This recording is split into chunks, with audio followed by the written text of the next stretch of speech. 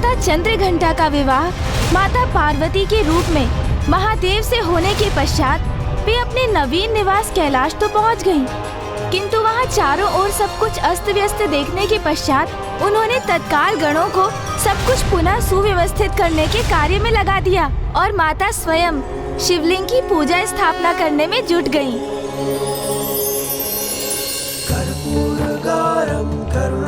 माता, संसार सारम भुजगेंद्रहारम सदा वसंतम हृदयारविंदे भवं भवानि। माता ये लीजिए पूजा की सामग्री।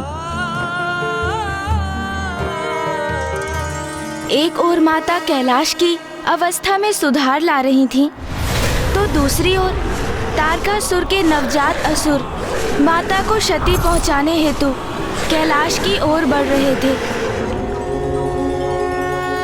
ओम नमः शिवाय, ओम नमः शिवाय। यह अखंड ज्योत कैलाश को सदा प्रकाशित करती रहे और मेरे निवास से अंधकार और बुरी शक्तियों को सदा दूर रखे।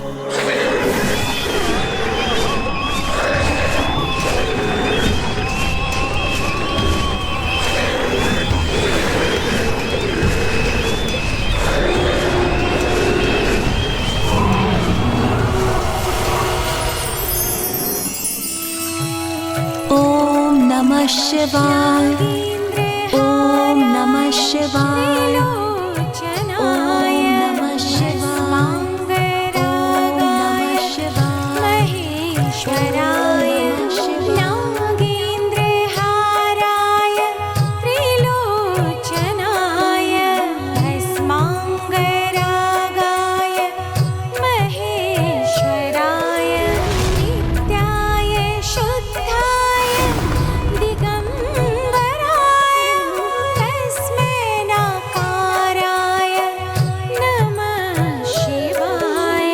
नित्याय शुद्धाय, दिगंबराय, तस्मै नाकाराय नमः शिवाय।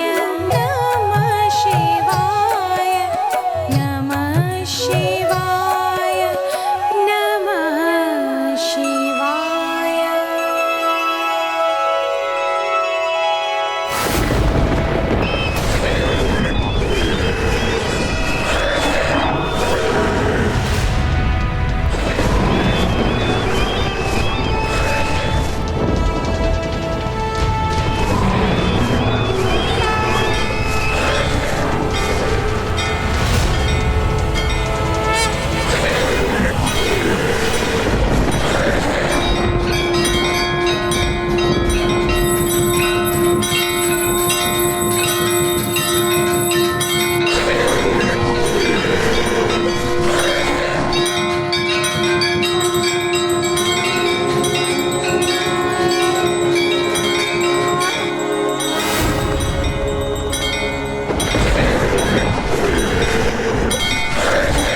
चंद्र और रूप अलौकिक हेमचंद्र घंटा खंड की नाद से पाप विनाशे हरती सारी विपदा है माँ, हरती सारी विपदा है माँ, हरती सारी विपदा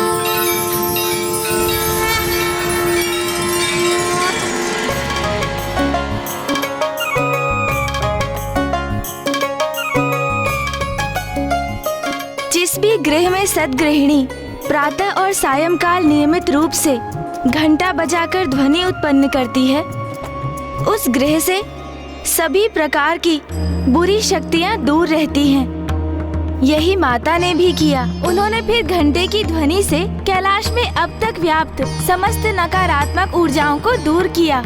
और इसलिए माता के तृतीय स्वरूप का नाम है माता चंद्र घंटा। माता चंद्र घंटा नारी की उपस्थिति की महत्व की प्रतीक है, जिससे भवन मात्र भवन न रहकर गृह बनता है। और माता के कैलाश आने के पूर्व महादेव एक तपस्वी का जीवन व्यतीत कर रहे थे। माता ने ही उन्हें वन गृहस्थ आश्रम की ओर अग्रसर किया, जिसके अनुरूप उनके निवास और उनके जीवन को व्यवस्थित किया और कैलाश को अखंड ज्योति से प्रकाशित किया। इतनी तपस्या के उपरांत माता को महादेव का साथ प्राप्त हुआ था, किंतु वास्तव में तो उनके तप का सुफल तो माता के रूप में महादेव को ही प्राप्त हुआ था। अब माता के जीवन का तृतीय चरण आरंभ हो चुका था।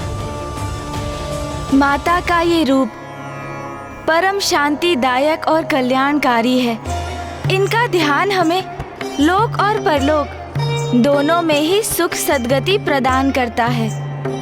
देवी चंद्र घंटा की आराधना से साधक में वीरता निर्भयता के साथ साथ सौम्यता और विनम्रता का भी विकास होता है। माता चंद्र घंटा का ध्यान करने से साधक का तृतीय चक्र अर्थात मणिपूरक चक्र जागृत होता है।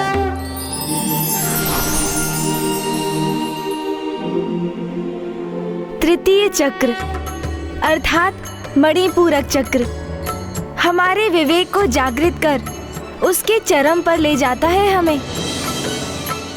और जब हमारी कुंडलिनी के इस चक्र में ऊर्जा का प्रवाह होता है, तो हम अपने पूर्व के निर्णय के उचित और अनुचित पर पुनः विचार करने पर विवश हो जाते हैं।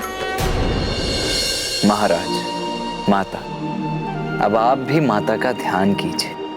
अवश्य।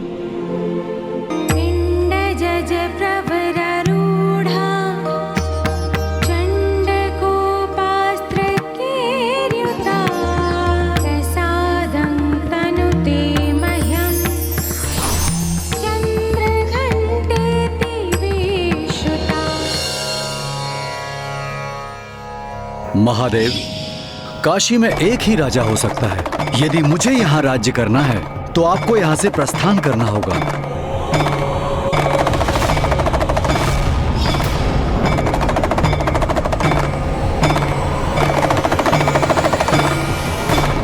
क्या हुआ महाराज? आप कुशल तो हैं?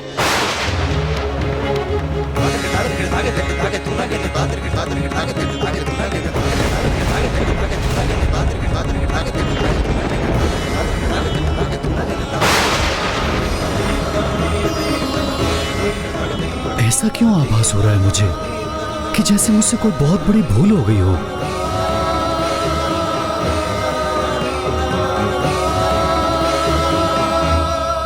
अब हम माता की आरती करेंगे।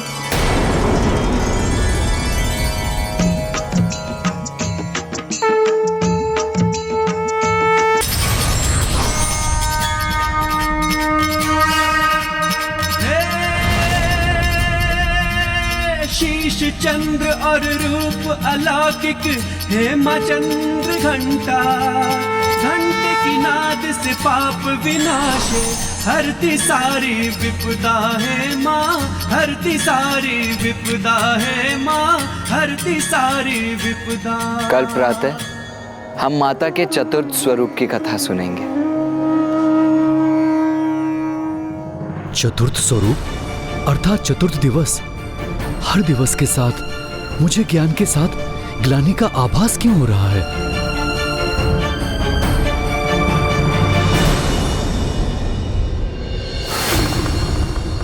रामदेव, ये मेरी कल्पना मात्र है अथवा महाराज देवदास के मन में कोई संशय उत्पन्न हुआ जिसके कारण वो तनाव में आ गए? नहीं देवराजेंद्र, ये मात्र आपकी कल्पना नहीं है।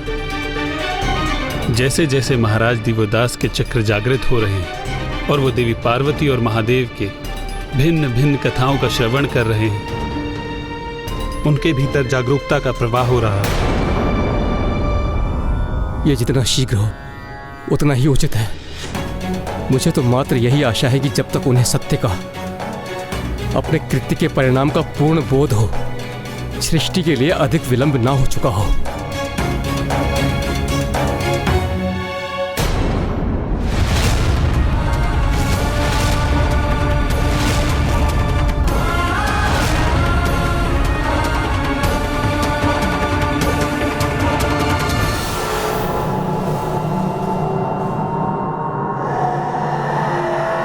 काशी में मात्र एक ही राजा रह सकता है, फिर वो काशी राजा आप हैं अथवा मैं। इसका निर्णय मैं आप पर छोड़ता हूँ प्रभु। और यदि राजा बनने का कर्तव्य मुझे पालन करना है तो आपको काशी छोड़कर जाना होगा महादेव, तो आपको काशी छोड़कर जाना होगा महादेव। नाथ,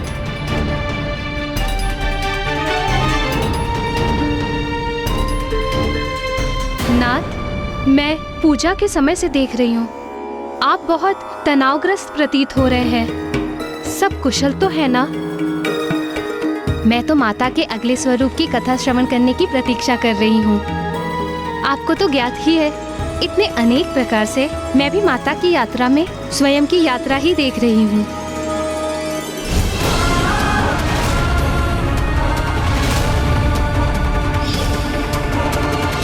आज जीवन में मुझे पहली बार आभास हो रहा है कि जैसे मुझसे कोई भूल हुई है। भूल? आपसे? कौन सी भूल महाराज? ये तो मुझे भी ज्ञात नहीं। नहीं नाथ, आपसे कोई भूल हो ये कैसे संभव है? आप काशी के महाराज हैं, न्यायप्रियता और धर्मप्रायणता के उत्कर्ष उदाहरण हैं आप।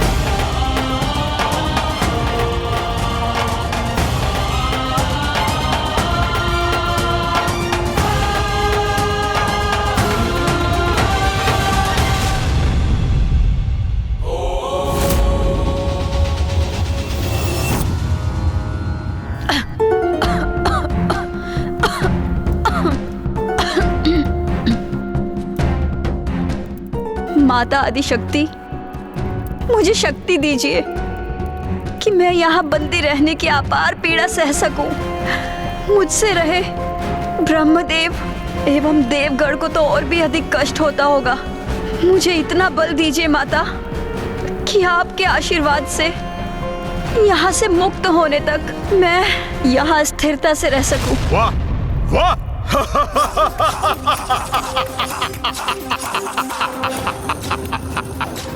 वेद माता, बड़ी निस्वार्थ प्रार्थना की है तुमने। वेद की देवी, सुनो मेरा सुझाव।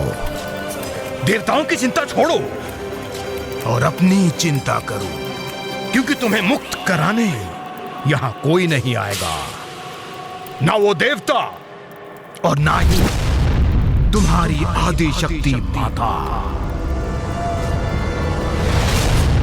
मुझे विश्वास है माता पर, इसलिए मुझे अपनी कोई चिंता नहीं। किंतु तुम अवश्य अपनी चिंता करो दुर्गमासुर। तुम्हारे पास जो समय है उसका सदुपयोग करो, क्योंकि तुम्हारा अंत निश्चित है। क्योंकि यदि माता यहाँ नहीं पहुंची तो अवश्य उसके पीछे कोई बड़ा कारण है। माता तुम्हारा विनाश करने अवश्य यहाँ पहुंचेंगी, तब तुम्हें क्षणिक अवकाश भी प्राप्त नहीं होगा।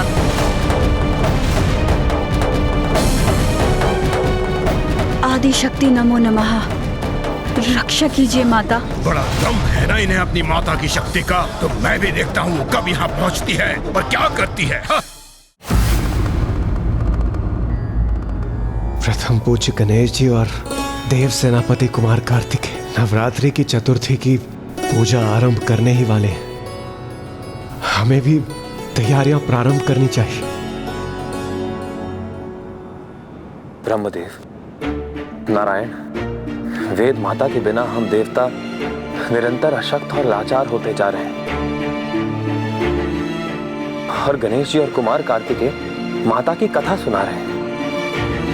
प्रभु, अभी तो नवरात्रि का चतुर्थ दिवस ही है किंतु हमें अब अपनी समस्या के निदान हेतु और प्रतीक्षा करना कठिन हो रहा है। देवगण, आपका कष्ट भली भांति ज्ञात है हमें, किंतु आप तनिक वेद माता की वेदना की कल्पना कीजिए, जो दुर्गमासुर की बंदी है।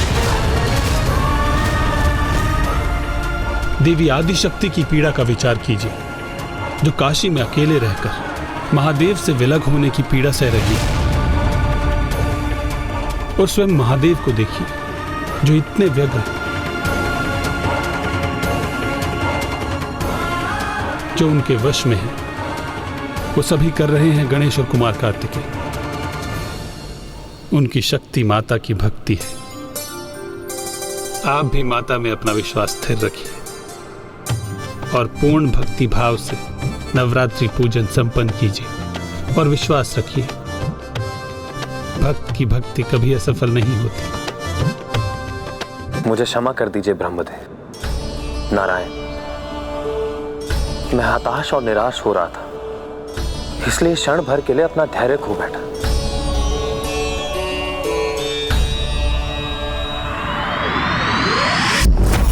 आज नवरात्रि का चतुर्थ दिवस है। माता कुष्मांडा माता की चतुर्थ स्वरूप हैं, जिनकी पूजा हम आज करेंगे। ब्रह्मांड का जन्म माता कुष्मांडा की मंद मुस्कान से ही हुआ था। माता की मंद मुस्कान से? हाँ माता, ये उस समय की बात है जब चहुं दिशाओं में मात्र अंधकार ही व्याप्त था। सृष्टि का कहीं कोई चिन्ह मात्र भी नहीं था।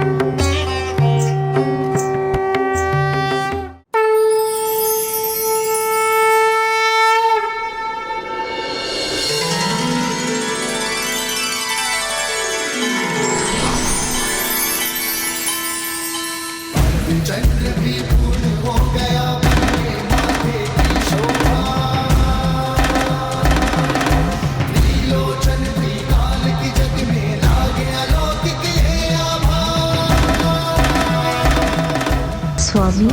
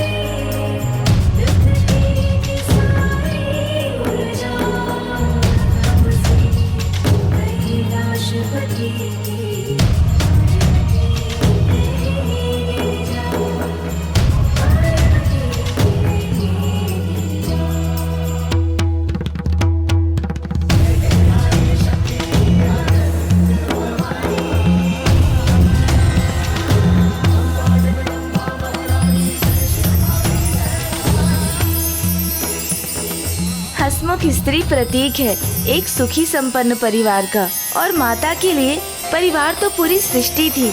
इसलिए महादेव के साथ उनकी हंसी और मुस्कान ने अंधकार को दूर कर एक नवीन सृष्टि को जन्म दिया।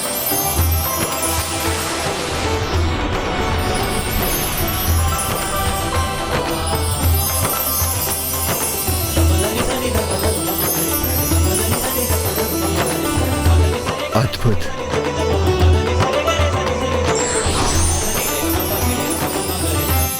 माता ने अपनी मंद मुस्कान से संपूर्ण सृष्टि को प्रकट कर दिया था। पृथ्वी, ग्रह, सूर्य, तारे, आकाश गंगा।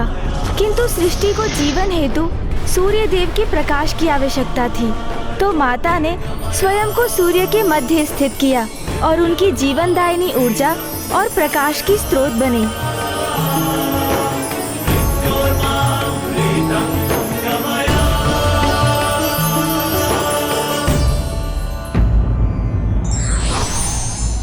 स्त्री न केवल गृह स्वामिनी होती है अपितु संपूर्ण ऊर्जा की स्रोत होती है।